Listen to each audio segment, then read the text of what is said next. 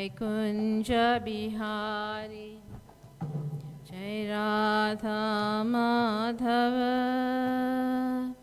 Jai Kunja Bihari, Jai Gopi Janavallabha, Jai Girivardhari, Jai Gopi Janavallabha,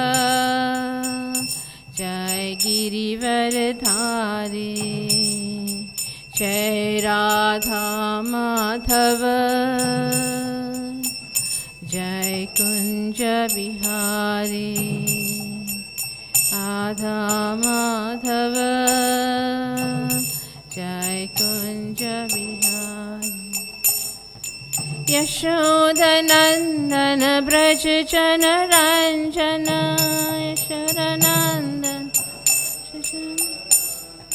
Yashodanandana Braj Jana Ranjana,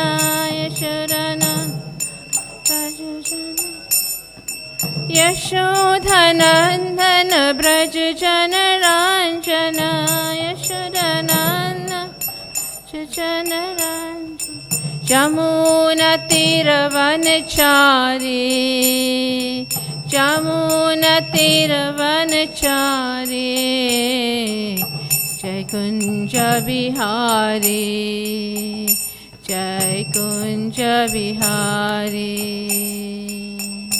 Hare Krishna, Krishna Krishna, Hare Hare,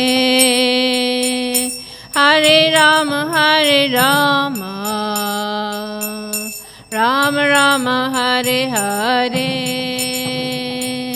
Hare Krishna, Krishna.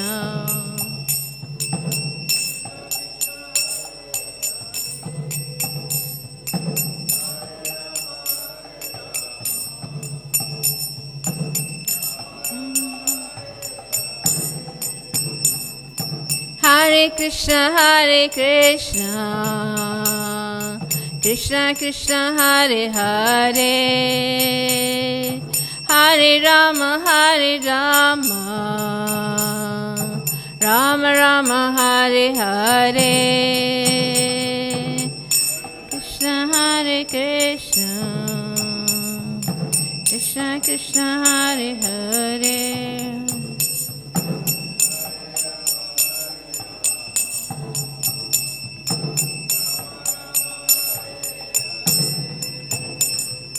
Hare Krishna,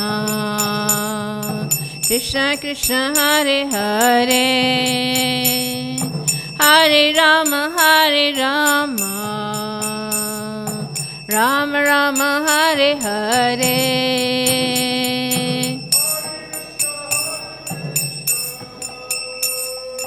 Krishna Krishna, Hare Hare, Hare Rama,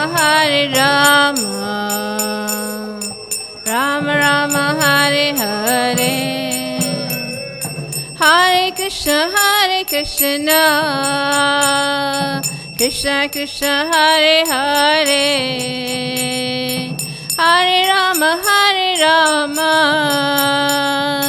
Rama Rama, Hare Hare,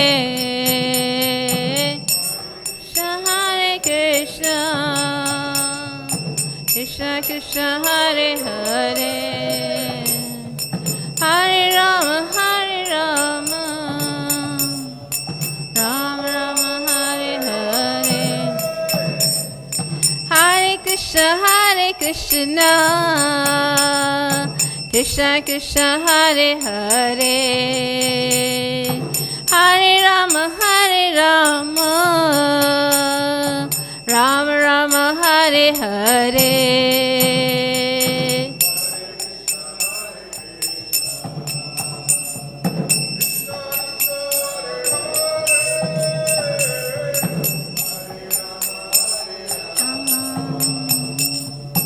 Rama Rama, Hare Hare, Hare Krishna, Krishna Krishna, Hare Hare, Hare Rama, Rama Rama Hare Hare, Krishna Hare Krishna, Krishna Krishna Hare Hare, Hare Rama Hare Rama, Rama Rama Hare Hare, Hare Krishna Hare Krishna, Krishna Krishna Hare Hare, Hare Rama Hare Rama, Rama Rama Hare Hare.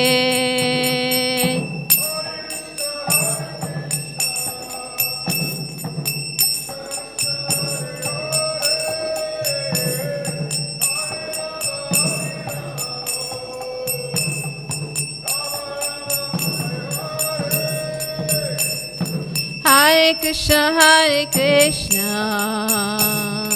Krishna Krishna Hare Hare, Hare Rama Hare Rama,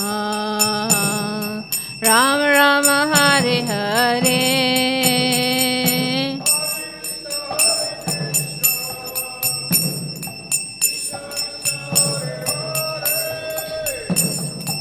Hare Rama Hare Rama, Rama Rama Hare Hare. Jaya Prabhupada, Prabhupada, Prabhupada, Jaya Prabhupada, Prabhupada, Prabhupada, Jaya Prabhupada. Jai Jai Prabhupada, Prabhupada, Prabhupada, Prabhupada.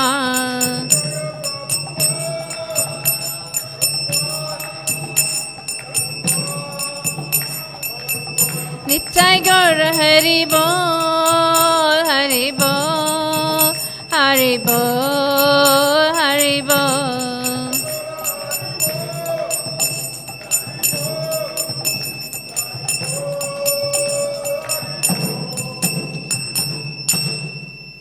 Srila Prabhupada ki jai. Jaya Om Vishnupada Paramhamsa Privaracharya Satasara. Srila A.C. Bhaktivedanta Swami Prabhupada ki jai. Jaya Om Vishnupada Paramhamsa Privaracharya Satasara. Srila Bhaktisanta Saraswati Maharaj ki jai. Anantakoti Vaishnavrinda ki jai. Namacharya Srila Haridas Thakur ki jai. Prem Sakaho Shri Krishna Chaitanya. Prabhu Nityananda Shri Advaita Gadadhar Shri Sari Gaura Bhaktivinoda ki jai. Shri Shri Radharadhanath ki jai, Shriman Mahaprabhu ki jai, Shri Giriraj Govardhana ki jai, Srila Prabhupada ki jai, Go Premanande, Hari Hari Bol. All glories to assembled devotees, all glories to assembled devotees, all glories to assembled devotees, all glories to Shri Shri Guru and Shri Gauranga, all glories to Srila Prabhupada. Vishnu Pray, Krishna Prasai, Buddheshwari, Bhakti Indra Santiname, Namaste Prabhupada, Priya Dasha, Jagannatayana. Bhakti Sukena Krishna Kirtanena Krishna Rakshitaya Namaha. Hare Krishna, dear devotees. So today we'll be reading from Krishna book, chapter 66. Let's see what we can learn from here. It's entitled The Deliverance of Pondraka and the King of Kashi. The story of King Pondraka is very interesting because it proves that there have always been many rascals and fools who have considered themselves God. Even in the presence of the Supreme Personality of Godhead, Krishna, there was such a rascal, such a foolish person. His name was Pondraka, and he wanted to declare himself God. While Lord Balaram was absent in Vrindavan, this King Pondraka, the king of Kurusha province, being foolish and puffed up, sent a messenger to Lord Krishna. Lord Krishna is accepted as the Supreme Personality of Godhead. But King Pondraka directly challenged Krishna through the messenger, who stated that Pondraka, not Krishna, was Vasudeva. In the present day, there are many foolish followers of such rascals. Similarly, in Paundraka's day, many foolish persons accepted Paundraka as the Supreme Personality of Godhead. Because he could not estimate his own power, Paundraka falsely thought himself to be Lord Vasudeva. Thus the messenger declared to Krishna that Paundraka, the Supreme Personality of Godhead, had descended to earth out of his causeless mercy just to deliver all distressed persons. So, just from reading this chapter, we see that, many people, especially in India, they have some mystic powers and they claim themselves to be God. So, I just wanted to mention that actually persons who are devotees and who are devoted to Krishna, coming from Parampara, basically know who God is, because Srila Prabhupada very nicely established in his books who Krishna, the Supreme Personality of Godhead, is. And we see that in the Srimad Bhagavatam, it is very nicely declared, Ete chamsa kalapumsham Krishnastu Bhagavan Swayam, that Krishna is the Supreme Personality of Godhead, and all incarnations, coming from either the plenary portion or portion of the plenary portion, are all basically limbs of Krishna or incarnations of Krishna, and but Krishna is the original person. And in the Brahma Samhita also it is being stated, Ishvara, Brahma is declaring, Ishvara Parama Krishna Sachidananda Vigraha Anadhir Adhir Govinda Sarva Karana Karanam, that, my dear Lord, you are the original personality of Godhead, and you are the cause of all causes, Sarva Karana Karanam. And, so in this way, the Vedic literature very emphatically states that Krishna is the Supreme Personality of Godhead. And those who are claiming to be God, in today's world, in human form, are basically not listed as even the 10 primary incarnations of God, let alone all the incarnations that are listed in the Bhagavatam and that are spoke about very elaborately in the Srimad Bhagavatam. So devotees who are basically read the Srimad Bhagavatam can understand who Krishna really is, who the Supreme Personality of Godhead is, and nobody can claim to be the Supreme Personality of Godhead, as in this case of Paundraka. He's claiming to be, the Supreme Personality of Godhead. And here Prabhupada is refuting the statement, and also Krishna himself, he's having a big joke, a big laugh about this, that, this is my, he's my competition, basically. He wants to be me, So let's go on reading and see what happens. Surrounded by many other foolish persons, this rascal Paundraka had actually concluded that he was Vasudeva, the Supreme Personality of Godhead. This kind of conclusion is certainly childish. When children are playing, they sometimes select a king amongst themselves, and the selected child may think that he is actually the king. Similarly, many foolish persons, due to ignorance, select another fool as God, and then the rascal actually considers himself God, as if God could be created by childish play or by the votes of men under the false. Just turn over.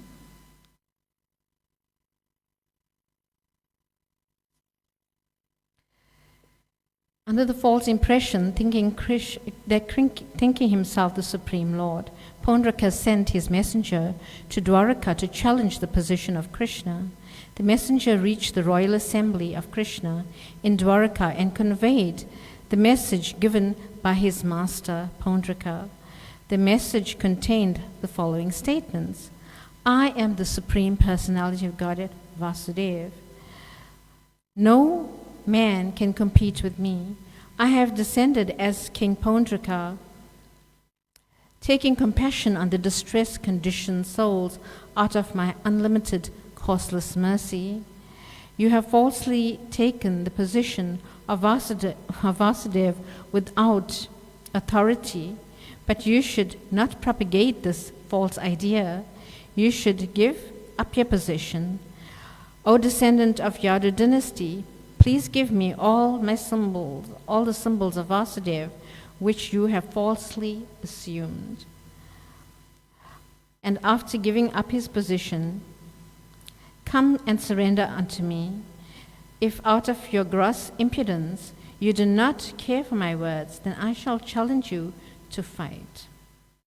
I'm inviting you to the battle in which the decision will be settled.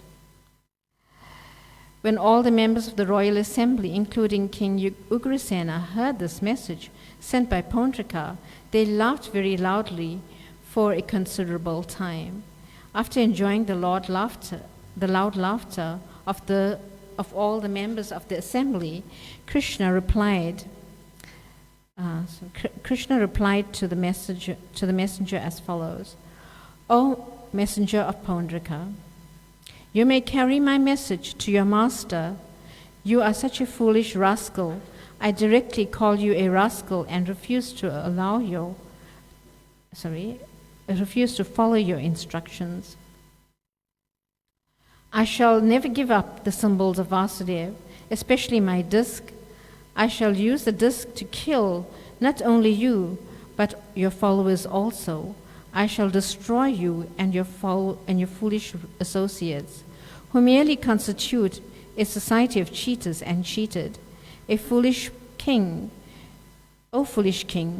you will then have to conceal your face in disgrace, and when your head is severed from your body by my disc, it will be surrounded by meat-eating birds like vultures, hawks, and eagles. At that time, instead of becoming my shelter, as you have demanded, you will be subjected to the mercy of these low-born birds. At that time, your body will be thrown to dogs who will eat it with great pleasure.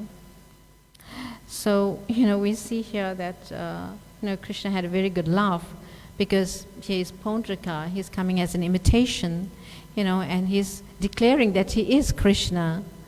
And we have many people like this, who consider themselves God or want to become God also. So we have many deviant philosophies that, that's propagated in this world. And one of them is, you are God, I am God, we all are God, But this is not the case, because in the scriptures it is clearly stated that we are the servants of Krishna, and we are not the Supreme Personality of Godhead, and we cannot become the Supreme Personality of Godhead. If we are not God now, how can we become God? And Krishna was God even from his very first appearance in this material world, right? He killed the witch called Putana when he was 3 days old, right? And he was a little baby, in the form of a little baby. So he's God as a child, and he's God, as a youth, and as an adult like that. So this is God.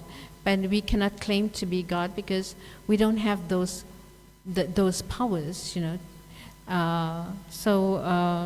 and even by our austerities and meditation, we cannot become God, but we can become God-like. This is what Prabhupada says. We can become God-like, but we cannot become God.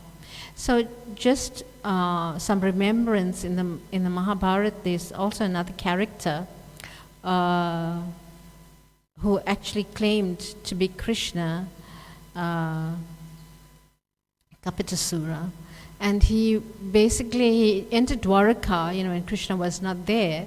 And, he fooled everyone that, he is Krishna. And everybody respected him as they were respecting Krishna, Dwarakadish. Like the queens would, basically, whatever they would do for serve Krishna, so lovingly they would serve Kapasura like this, and even his children, Krishna's children, would serve him. So we find that these so-called gods, basically, appearing to be Krishna, and they want to deceive the minds of people. So here also, in this world we have, as I was saying, these deviant philosophies by people who actually deceive you, right, to think that their word jugglery actually is the truth, is absolute truth. But we can get the absolute truth from the scriptures of that Prabhupada has presented. And these truths are basically glorification of Krishna, the supreme absolute truth. And so these philosophies, like you will find, many people talking, they don't know any better, and they would say, eat, drink, and enjoy, merry make, because we only live once.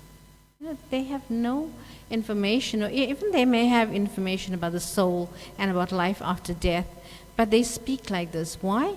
Because their lust is so has been inflamed, and they think that this is the only life that I have to enjoy, which is basically enjoyment in all the species of life, from the ant right up to Brahma. There's enjoyment in this world with whatever body we have, in all these 8,400,000 different species of life. There's enjoyment. So here, human beings, they say, we only live once, and let's eat and enjoy and merry make, and in this way, we live life to the max. But we know, one cannot actually live like this, because, the cardinal sin, my spiritual master always says, the cardinal sin that all of us have actually created or actually sinned was actually coming down, falling from the spiritual world into this material world. We have fallen into this material world, and because of enviousness of Krishna, because we wanted to enjoy just like Krishna. And Krishna said, well, you want to enjoy just like me? So he created this material world, and he said, you're going to be the Lord, in this material world.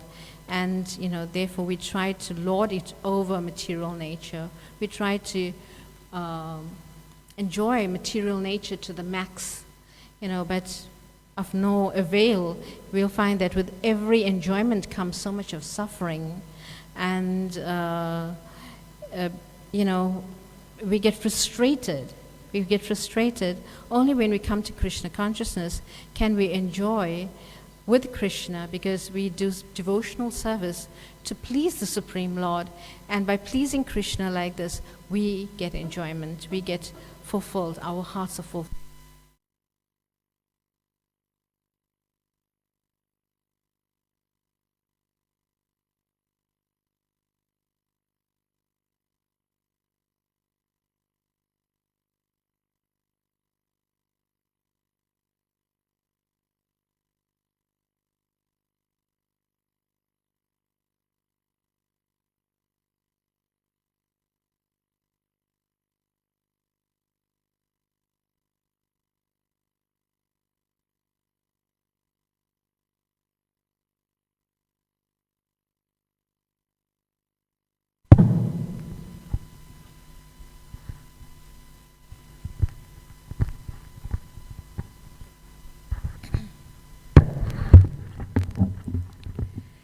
Hare Krishna. So let's just carry on reading, and as we go, we'll comment. The messenger carried the words of Krishna to his master, Paundraka, who patiently heard all these insults without waiting any longer. Lord Shri Krishna immediately started out on his chariot to punish the rascal Pundrika, the king of Kurusha. Because at that time he was living with his friend and the king of Kasi, Krishna surrounded the whole city of Kasi. King Pundrika was a great warrior, and as soon as he heard of Krishna's attack, he came out of the city with 2 Akshuhini divisions of soldiers. The king of Kashi also came out with 3 Akshuhini divisions. When the 2 kings came before Lord Krishna to oppose him, Lord Krishna saw Pundrika face to face for the first time. Krishna saw Pundrika had decorated himself with the symbols of the conch shell, disc, lotus, and club. He carried an imitation saringa bow, and on his chest was a mock insignia of Srivasta. His neck was decorated with a false kastuba jewel, and he wore a flower garland in exact imitation of Krishna, imitation of Lord Vasudeva. He was dressed in yellow silk garments, and the flag of his chariot carried the symbol of Garuda, exactly imitating Krishna. He had a very valuable helmet on his head, and his earrings, like swordfish, glittered brilliantly. On the whole, however, his dress and makeup were clearly imitation. Anyone could understand that he was just like someone on stage playing the part of Vasudeva in false dress. When Lord Krishna saw Pundrika imitating his posture and dress, he could not check his laughter, and he laughed with great satisfaction. The soldiers on the side of King Pundrika began to shower their weapons upon Krishna. The weapons, including various kinds of tridents, clubs, poles, lances, swords, daggers, and arrows, came flying in waves, and Krishna counteracted them.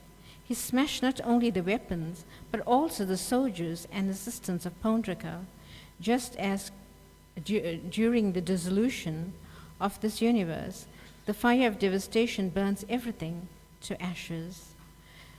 The elephants, chariot, horses, and infantry belonging to the opposite party were scattered by the weapons of Krishna. Indeed, the whole battlefield became strewn with smashed chariots and the bodies of men and animals. There were fallen horses, elephants, men, asses, and camels. Although the devastated battlefield appeared like the dancing place of Lord Shiva at the time of dissolution of the world, the warriors on the side of Krishna were very much encouraged by seeing this, and they fought with greater strength. At this time, Lord Krishna told Pundrika, "Pundrika, you requested me to give up my symbols of Lord Vishnu, specifically my disc. Now I shall give it to you. Be careful. You falsely declare yourself Vasudeva, imitating me. Therefore, no one is a greater fool than you." From this statement of Krishna's, it is clear that any rascal who advertises himself God is the greatest fool in human society. Krishna continued, "Now, Pundrika, I shall force you to give up your false representation. You wanted me to surrender unto you. Now this is your opportunity. We shall now fight, and if I am defeated and you are victorious, I shall certainly surrender unto you." In this way, after chastising Pundrika very severely, Krishna smashed Pundrika's chariot to pieces by shooting an arrow. Then, with the help of the disc, he separated Pundrika's head from his body, just as Indra shaves off the peaks of mountains by striking them with his thunderbolt. Similarly, Krishna also killed the king of Kashi with his arrows. the Lord specifically arranged to throw the head of the arrows at Kashi into the city of Kashi itself so that his relatives and family members could see it. Krishna did this just as a hurricane carries a lotus petal here and there. Lord Krishna killed Paundraka and his friend Kashiraj on the battlefield, and then he returned to his capital city of Dwarka. Now this reminds me of an incident, Bhaktivinoda Thakur, in his time there was also a person imitating, Krishna, and Bhaktivinoda Thakur, from Srimad Bhagavatam, he quoted many verses, declaring that this guy is not the Supreme Personality of God. It is not God. And he was imitating, Krishna. And like this, this demon, he sent many evil spirits to actually hound Bhaktivinoda Thakur, in that his wife and him, they got very, very sick. So, but still, Bhaktivinoda Thakur, he went to declare that this person is not the Supreme Lord. And as these evil forces came to attack him, he chanted the verses of the Srimad Bhagavatam, and these evil spirits could not attack him. So we see how powerful is Srimad Bhagavatam, that just by chanting the verses of the Srimad Bhagavatam, can counteract all inauspicious things that may, try to affect us.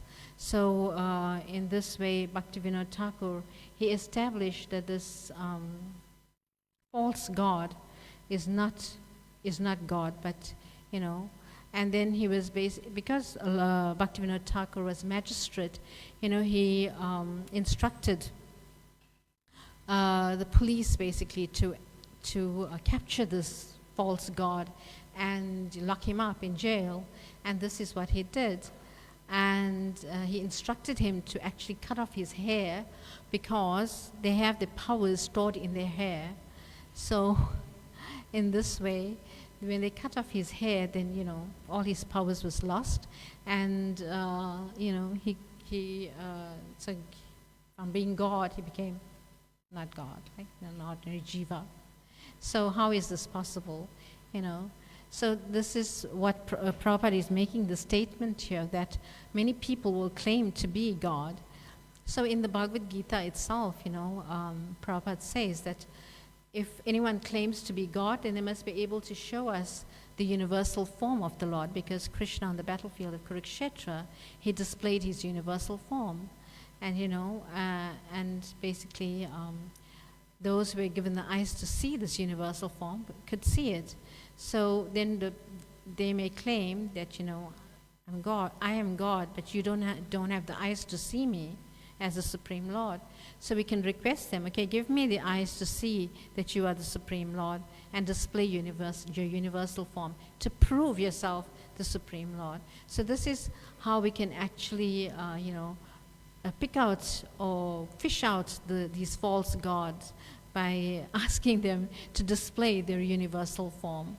And if they cannot do so, then, what is the use? So we can understand who is the Supreme Lord. And as I was stating earlier on as well, we can understand from the Srimad Bhagavatam who is God, right?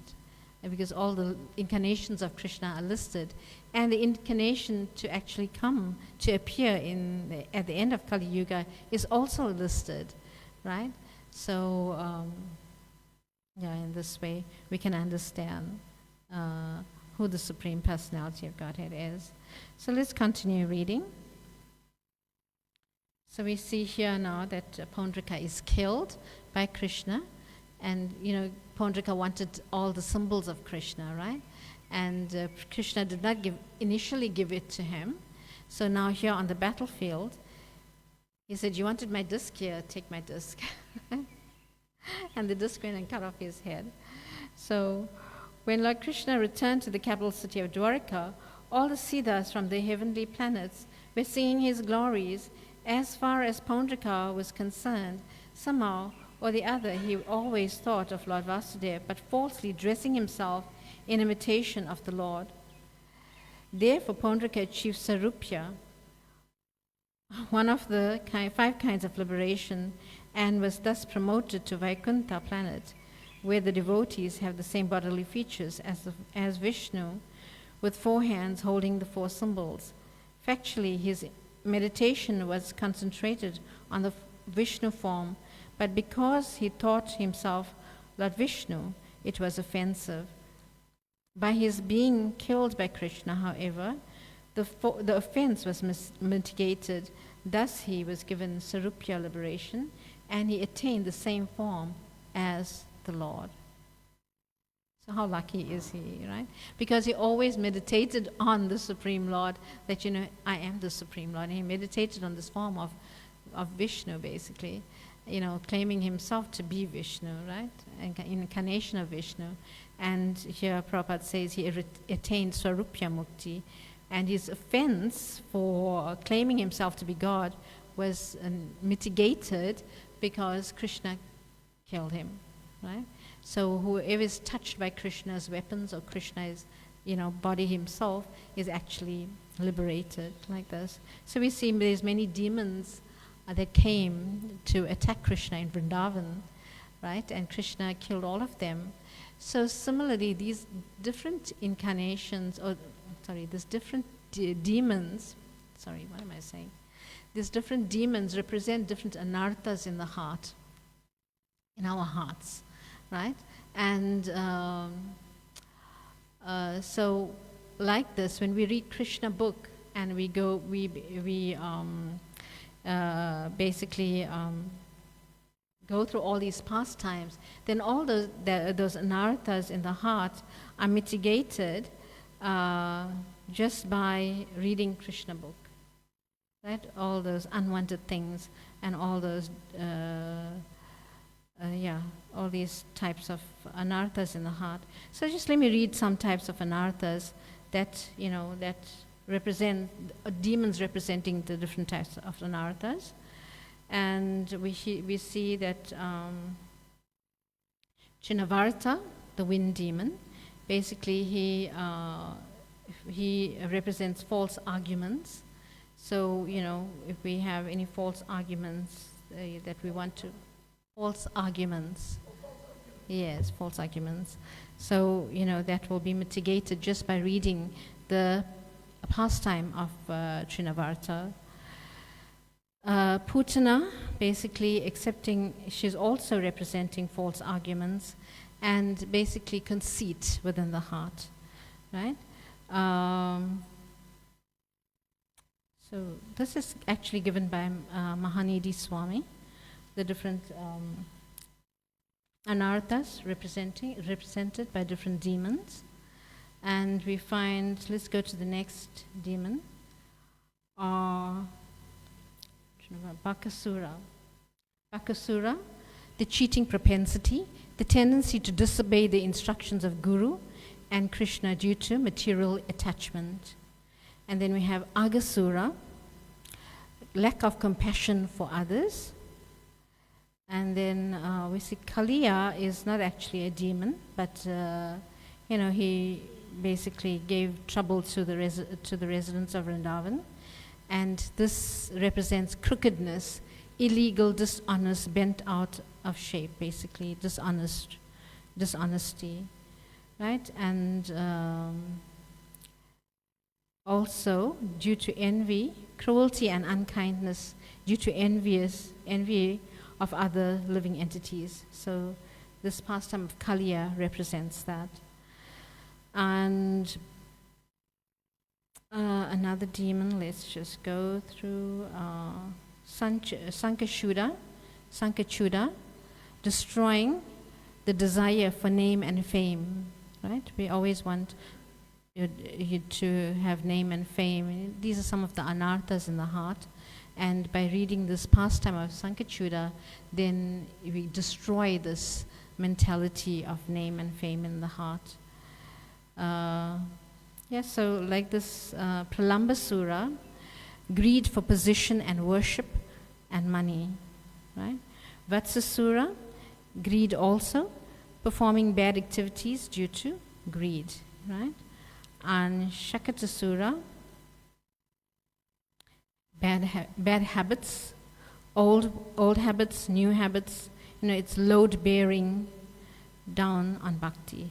So these bad habits are basically destroying your bhakti. So by reading this pastime of Shakatasura, one can mitigate this tendency. Agasura, hatred towards other living entities and the tendency to harm. So, Dhenukasura, ignorance about the oneness of Krishna and the person and his holy names. So basically, Dhenukasura, he's the horse demon that Krishna Balaram killed, actually. And let's say Pralambasura, the lust within the heart, an external show of devotion while maintaining lust for the opposite sex. So all these anarthas, in the heart are represented by these demons. And when we read Krishna book, then we are purified of all these anarthas in the heart. And, so therefore, Prabhupada recommended for us to read Krishna book every evening so that, we can actually think of Krishna. Even in our dreams, when we're sleeping, we can think of Krishna like this. And all these anarthas within the heart is removed. So how much time do we have? Okay. Let's just try to finish this chapter.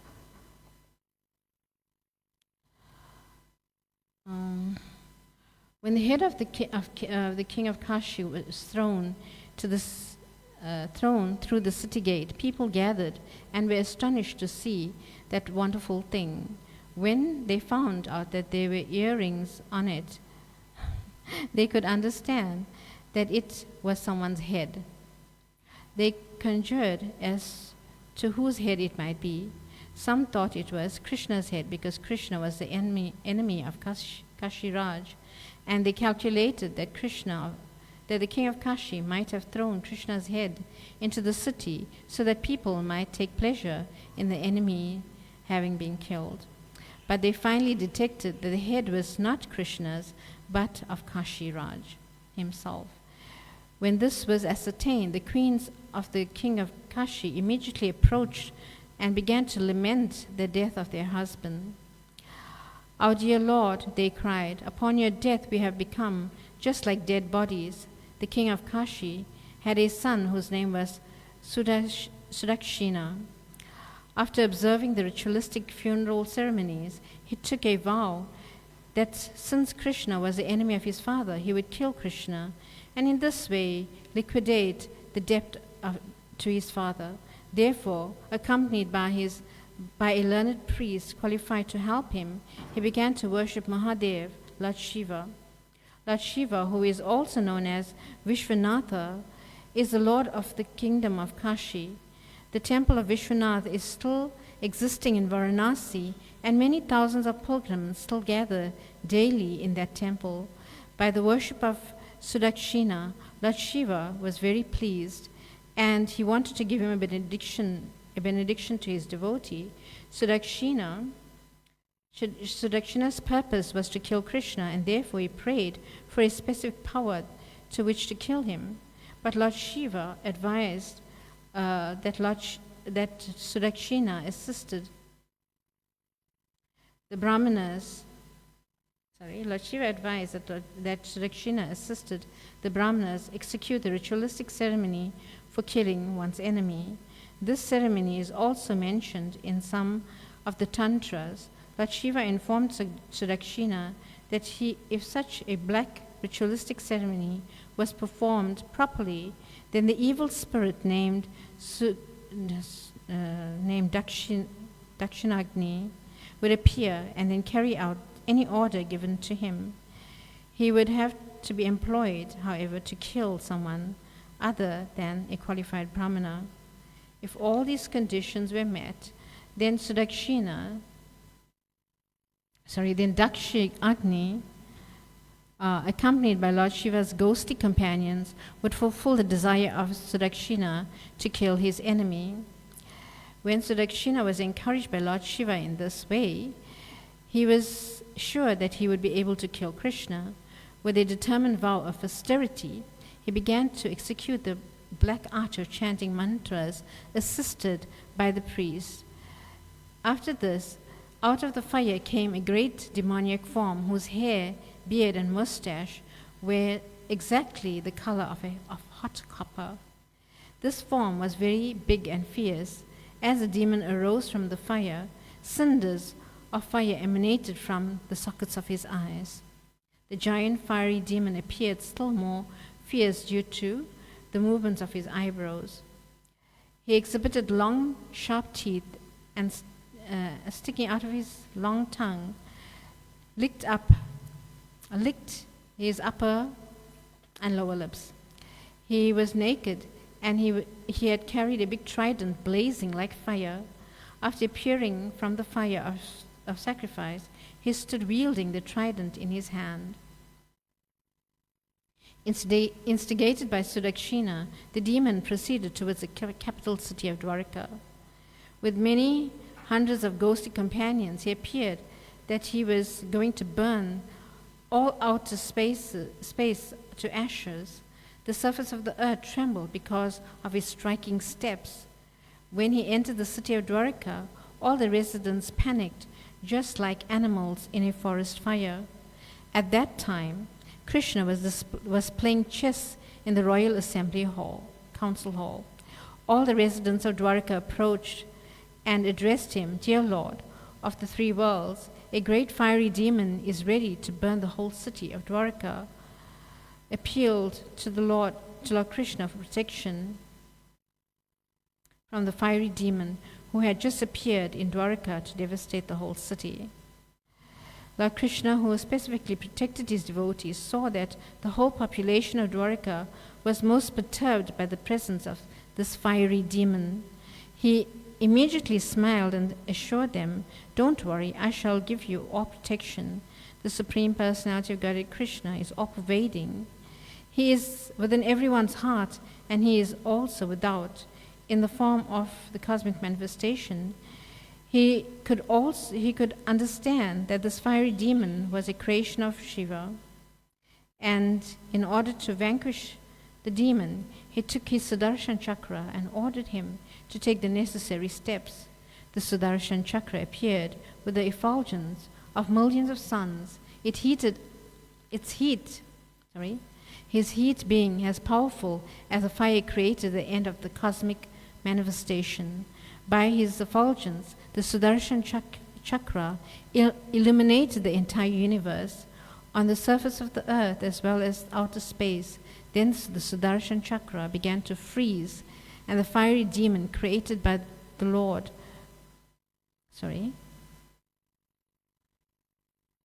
Then the Sudarshan Chakra began to freeze the fiery demon created by Lord Shiva. In this way, the fiery demon was checked by the Sudarshan Chakra of Lord Krishna, and being defeated in his attempt to devastate the city of Dwarka, he turned back.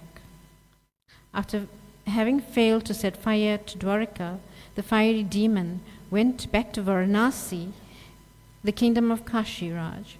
As a result of his return, all the priests who had helped instruct the black art of mantras along with their employer, Sudakshina, were burnt to ashes by the glaring effulgence of the fiery demon. It's because this demon was invoked, right? And he was invoked to destroy.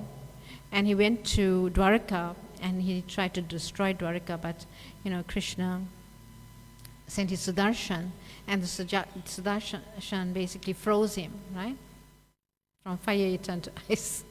So in this way, he went back to Kashi, and on his way to Kashi became fire again.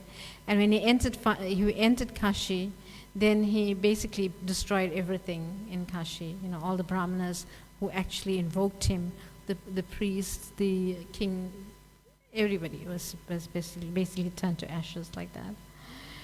So,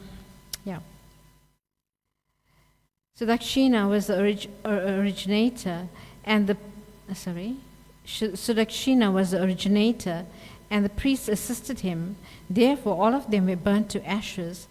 This is the way of demons. The demons create something to kill God, but by the same weapon, the demons themselves are killed. So following just behind the fiery demon, the Sudarshan Chakra also entered Varanasi. This city had been very opulent and great for a very long time.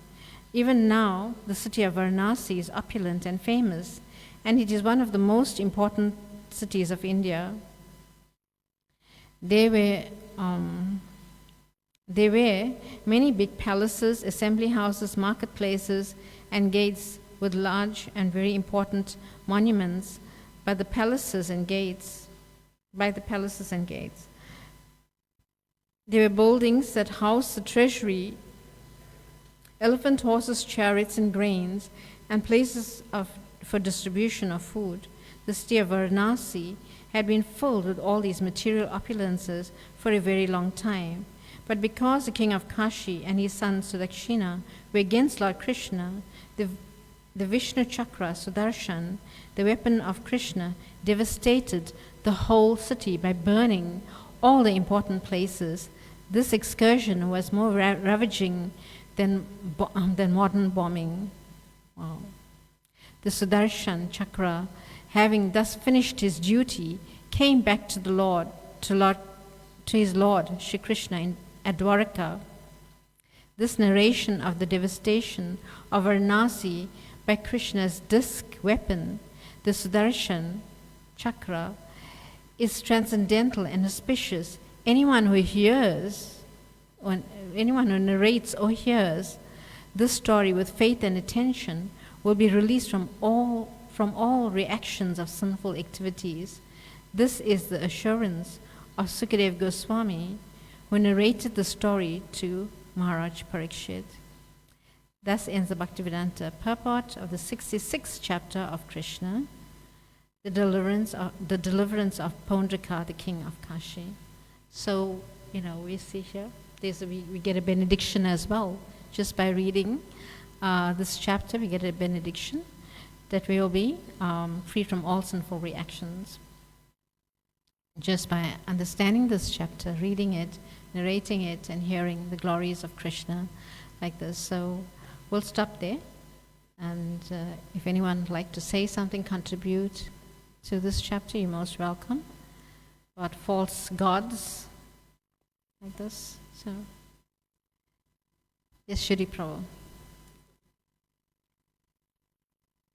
We've been reading that one in Vrindavan, right after we read about how Balaram visits the residents of Vrindavan, and we see how Mandraka miscalculated, because he thought when Balaram is away, he will be able to defeat Krishna easier. Mm-hmm. But when we understand the tattva, we realize that Krishna himself, or Balaram, or any of the Vishnu incarnations are totally capable of stopping anyone. And we see that like the Sakatashut, Sankarshan, cart demon. Krishna was just a baby, but as a baby, he has the same potency that he does. Mahavishnu here in the ceiling, mm-hmm. From him he's so big, the universe has come out of him. And yet Krishna as a baby has the same potency as Mahavishnu. Yes. And that's what we have to understand, because we're subject to the laws of contradiction. If you're old, you can't be young. If you're a man, you can't be a woman. If you're in South Africa, you can't be in India. If you're big, you can't be small. If you're small, you can't be big. If you're God, you can't be a coward boy. And if you're a coward boy, you can't be God. So this is what Brahma thought. And so Brahma tricked Krishna, right? Brahma hid all the cows and calves, and Krishna's running around wondering where they are. Is that what happened? But Brahma didn't actually trick Krishna, because if someone plays a trick on you and you want to play a counter trick, the first thing you do is you let them think that their trick is working. It's like if the enemy is going to come and attack, and you know they're going to come in and you're going to surround them, you make it look like their plan is working.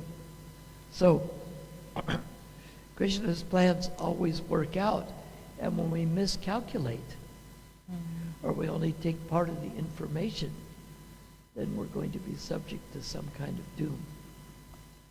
That's enough. Hare Krishna. Thank you. Hare Krishna. Anyone else? Yes.